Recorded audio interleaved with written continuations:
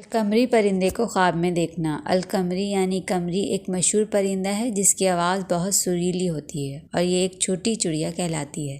اس کو خواب میں دیکھنا دیندار اور نیک بیوی ملنے کی طرف اشارہ ہے۔ جو شخص خواب میں قمری، بلبل یا اس سے مشابہ کوئی جانور دیکھے تو اس کی تعبیر کسی بھلائی اور خیر سے کی جاتی ہے۔ اگر کسی ایسے شخص نے خواب میں قمری کو دیکھا جو سفر کا ارادہ کیے ہوئے ہے تو اس کی تعبیر یہ ہے کہ وہ سفر پر ایک دن جائے گا۔